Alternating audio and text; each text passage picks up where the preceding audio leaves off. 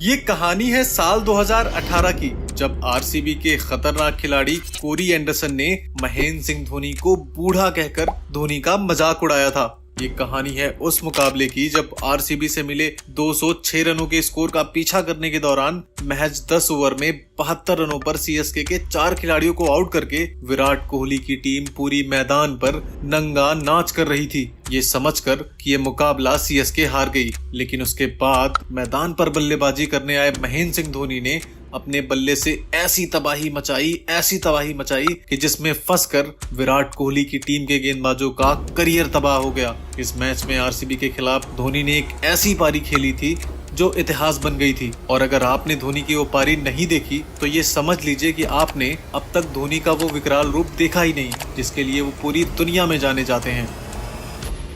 Match शुरू होता है और विराट कोहली टॉस जीतकर पहले बल्लेबाजी करने का फैसला करते हैं। टॉस जीतकर कोहली अपने मन में सीएसके को धूल चटाने की मंशा से ओपन करने आते हैं और विराट कोहली के साथ ओपन करने आते हैं क्विंटन डी कॉक। तो वहीं महेंद्र सिंह धोनी की टीम से गेंदबाजी में पारी का आगाज करते हैं दीपक चहर। और दीपक चहर के पहले ही ओवर में विराट कोहली ने चौका लगाकर पारी का आगाज किया। तो वहीं क्विंटन डी कॉक दूसरे ओवर में चेन्नई के गेंदबाजों पर कहर बनकर टूट पड़े और आरसीबी के स्कोर को 4 ओवर की समाप्ति तक 35 रन तक पहुंचा दिया। लेकिन जब आरसीबी का स्कोर 36 रन था, उसी समय सीएसके की तरफ से गेंदबाजी करने आए शार्दुल ठाकुर, और शार्दुल ठाकुर ने अपनी गेंदबाजी के चाल में आरसीबी की बड़ी मछली को फंसा लिया। जी हाँ, मैं बात कर रहा हूँ विराट कोहली की, जो जबरदस्त लय में दिख रहे थे। शार्दुल ठाकुर ने कोहली को दीपक चहर के हाथों कैच आउट करवाकर पवेलियन का रास्ता दिखाया। कोहली के आउट हो जाने के बाद सीएसके के क्रिकेट फैंस जश्न मना रहे थे, लेकिन सीएसके की टीम के साथ साथ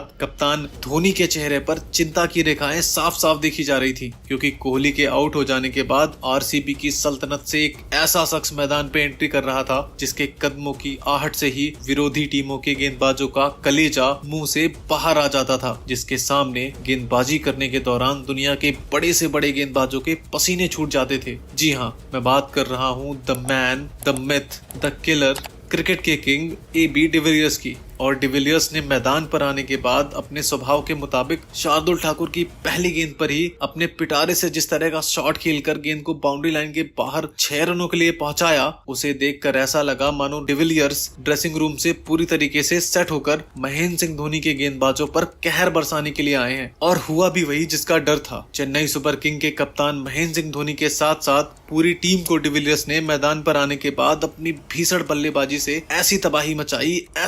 मचाई कि उस तबाही में पड़कर चेन्नई सुपर किंग की मजबूत गेंदबाजी ताश के पत्तों की तरह बिखर गई। डिविलियर्स के बाद क्विंटन डी कॉक, जो विराट कोहली के आउट हो जाने के बाद संभलकर बल्लेबाजी कर रहे थे, उन्होंने भी अपनी तरकस से शॉट निकालकर चेन्नई सुपर किंग के गेंदबाजों पर आक्रमण करना प्रारंभ किया। डिविलियर्स और क्विंटन डी कॉक, ये दोनों अफ्रीकी बल्लेबाज आज आरसीबी की तरफ से जिस तरीके से सीएसके के गेंदबाजों पर अपनी भीषण बल्लेबाजी का कहर बरसा रहे थे, उसे देखकर ऐसा लग रहा था जैसे इन दोनों की धोनी की टीम से कोई पर्सनल दुश्मनी हो। AB डिविलियर्स और क्विंटन डी कॉक की मार से स्टेडियम का कोना कोना थर्रा उठा था। इस दौरान क्या रवींद्र जडेजा, क्या दीपक चहर, क्या हरभजन सिंह और क्या इमरान ताहिर, जो कोई भी गेंदबाज गेंदबाजी के लिए आता, गेंद उसके हाथ से छूटने के बाद क्विंटन डी कॉक और AB डिविलियर्स के बल्ले से टकराने के बाद सीधे बाउंड्री लाइन के बाहर जा रही थी। डिविलियर्स और डी कॉक की भीषण तबाही से सीएसके के फील्डर बस दर्शक मात्र बनकर रह गए थे, जिनका काम बस इतना था कि सीएसके के गेंदबाजों के हाथ से गेंद छूटते ही डिविलियर्स और डी कॉक उस गेंद को बाउंड्री लाइन के बाहर भेज देते थे और सीएसके के फील्डर्स उस गेंद को बाउंड्री लाइन से वापस लाकर फिर गेंदबाज को दे देते और यही प्रक्रिया काफी देर तक चलती रही। अगली गेंद पर भी वही हश्र होता है। आरसीबी के इन दोनों भूखे आदमखोर बल्लेबाजों की मार से सीएसके के खेमे में हाहाकार मच चुका था और इस दौरान इन दोनों के आगे ना तो महेंद्र सिंह धोनी की चालाकी काम कर रही थी और ना ही हरभजन सिंह, रवींद्र जडेजा और इमरान ताहिर की फिरकी। सीएसके की तरफ से पारी का 11वां ओवर लेकर आए सीएसके के सबसे खतरनाक गेंदबाज इमरान ताहिर, और ताहिर के इस ओवर में डिविलियर्स ने बैक टू बैक 2 छक्के लगाए और एक छक्का तो स्टेडियम के बाहर जा गिरा। डिविलियर्स ने महज 22 गेंदों में अपना अर्धशतक पूरा किया। तो वहीं चेन्नई की तरफ से पारी का 12वां ओवर लेकर आए शेन वॉटसन की पहली गेंद पर डी कॉक ने गगनचुंबी लंबा छक्का लगाकर 30 गेंदों पर अपना अर्धशतक पूरा करके आरसीबी के स्कोर को 122 रनों के पार पहुंचा दिया था। अर्धशतक पूरा करने के बाद डिविलियर्स और भी खतरनाक हो गए और चेन्नई की तरफ से पारी का 13वां ओवर लेकर आए शार्दुल ठाकुर के ओवर में बैक टू बैक 2 छक्के ठोककर डिविलियर्स ने आरसीबी के स्कोर को 150 के पार पहुंचा दिया। लेकिन इसी बीच सीएसके की तरफ से पारी का 13वां ओवर लेकर आए ब्रेवो, और ब्रेवो ने अपनी स्लोअर गेंद पर क्विंटन डिकॉक को आउट करके धोनी को राहत की सांस दिलाई। डिकॉक ने आउट होने से पहले 29 गेंदों पर 63 रनों की तूफानी और दमदार पारी खेली थी। अगले ही ओवर में चेन्नई की तरफ से गेंदबाजी करने आए इमरान ताहिर की गेंद पर कैच आउट होकर पवेलियन जाने से पहले डिविलियर्स ने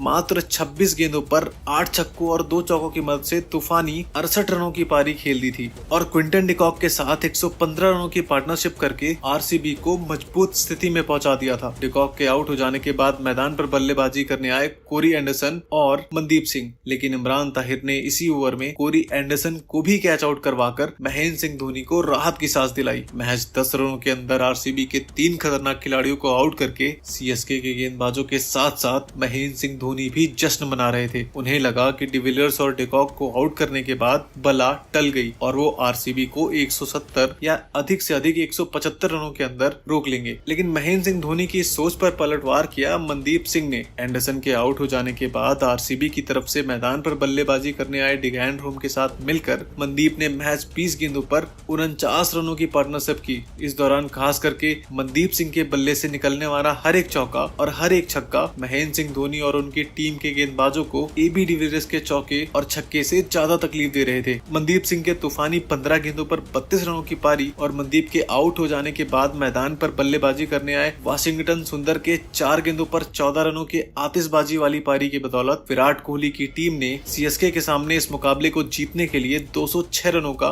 विशालकाय लक्ष्य रख दिया। सीएसके को 206 रनों का लक्ष्य देकर विराट कोहली और विराट कोहली की पूरी टीम जश्न मना रही थी, क्योंकि महेंद्र सिंह धोनी की टीम को आरसीबी के उन गेंदबाजों का सामना करना था जो आईपीएल 2018 में आतंक का पर्याय बन चुके थे, जिनमें पहला नाम था युजवेंद्र चहल, जिनकी फिरकी में फंसकर दुनिया का बड़े से बड़ा बल्लेबाज अपने घुटने टेक देता था। चहल के बाद आरसीबी के खेमे में उमेश यादव भी थे, जिनका अगर दिन हो तो उमेश अपनी घातक रफ्तार और जानलेवा बाउंसर से मैच का रुख किसी भी तरफ मोड़ने की क्षमता रखते थे। और उमेश यादव के बाद आरसीबी के खेमे में एक ऐसा गेंदबाज था जो अपनी घातक रफ्तार और खतरनाक स्विंग से सीएसके की पूरी टीम को अकेले दम पर आउट करने की क्षमता रखता था और जो आने वाले समय में दुनिया का नंबर 1 गेंदबाज बनने वाला था। जी हाँ, मैं बात कर रहा हूँ मोहम्मद सिराज की, जो साल 2017 में दुनिया के बड़े से बड़े बल्लेबाज के लिए खौफ का दूसरा नाम बन चुके थे। और इन्हीं खतरनाक सेनापतियों के दम पर आईपीएल के इस रण को भेदने और धोनी की सल्तनत को धूल चढ़ाने की मंशा के साथ आरसीबी के सरदार विराट कोहली ने अपने 11 लड़कों के साथ मैदान पर घेरा डाल दिया और विराट कोहली की टीम के घमंड बन चुके 206 रनों के लक्ष्य को भेदने के लिए धोनी की टीम से मैदान पर बल्लेबाजी करने आते हैं अंबाती रायडू और शेन वॉटसन। तो वहीं आरसीबी की तरफ से गेंदबाजी में पारी का आगाज करते हैं पवन नेगी, और पवन नेगी के पहले ओवर की दूसरी गेंद पर वॉटसन ने मिड विकेट के ऊपर से गगनचुंबी छक्का लगाकर सीएसके को धमाकेदार शुरुआत दिलाई। लेकिन पवन नेगी ने छक्का खाने के बाद भी अपने ओवर की आखिरी गेंद पर शेन वॉटसन को मोहम्मद सिराज के हाथों कैच आउट कराकर चेन्नई को सबसे बड़ा झटका दिया, क्योंकि शेन वॉटसन ऐसे खिलाड़ी थे जो अकेले दम पर मैच का रुख किसी तरफ मोड़ने की क्षमता रखते थे। वॉटसन के आउट होने के बाद चेन्नई की तरफ से मैदान पर बल्लेबाजी करने के लिए आए मिस्टर आईपीएल कहे जाने वाले महेंद्र सिंह धोनी के सबसे खूंखार, सबसे खतरनाक खिलाड़ी सुरेश रैना। पहले ओवर में शेन वॉटसन जैसे दिग्गज खिलाड़ी के आउट हो जाने के बाद चेन्नई सुपर किंग दबाव में थी और इस दबाव के चलते 12 गेंदों में आरसीबी के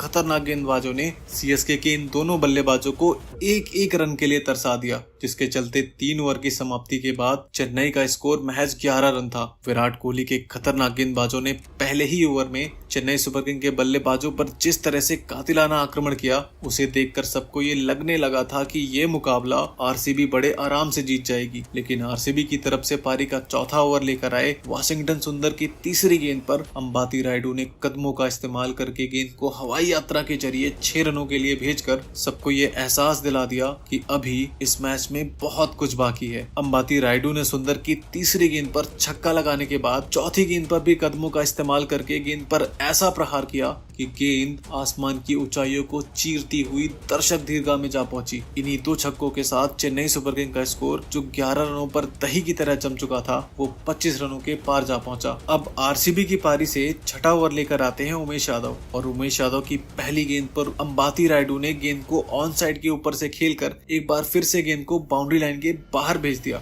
लेकिन अंबाती रायडू के हाथों छक्का खाने के बाद उमेश यादव ने जबरदस्त पलटवार किया और अपने ओवर की आखिरी गेंद पर सुरेश रैना को मनदीप सिंह के हाथों कैच आउट कराकर पवेलियन का रास्ता दिखाया। फिर उमेश यादव ने सीएसके को बड़ा झटका दिया मिस्टर आईपीएल को आउट करके। सुरेश रैना के आउट हो जाने के बाद सीएसके की तरफ से मैदान पर बल्लेबाजी करने आए सैम बिलिंग और बिलिंग ने पारी का आगाज चौके के साथ किया, लेकिन आरसीबी की तरफ से पारी का 7वां ओवर लेकर आए आरसीबी के सबसे चतुर चालाक गेंदबाज यजुवेंद्र चहल, और चहल ने अपनी फिरकी की चाल में बिलिंग को फंसाकर स्टंप आउट करा दिया। सैम बिलिंग के आउट हो जाने के बाद सीएसके की तरफ से मैदान पर बल्लेबाजी करने आए रवींद्र जडेजा, लेकिन चतुर चालाक चहल ने रवींद्र जडेजा को बोल्ड करके back to back Chennai super king को 2 बड़े झटके देकर बैक फुट पर लाकर खड़ा कर दिया। 10 ओवर की समाप्ति पर महज 74 रनों के निजी स्कोर पर सीएसके के 4 महारथी आउट होकर पवेलियन जा चुके थे। महज 74 रनों पर सीएसके के 4 खिलाड़ियों के आउट हो जाने के बाद अब पूरी दुनिया ने मान लिया था कि सीएसके अब कहां भला अगले 10 ओवर में 132 रन बना पाएगी। जी हां,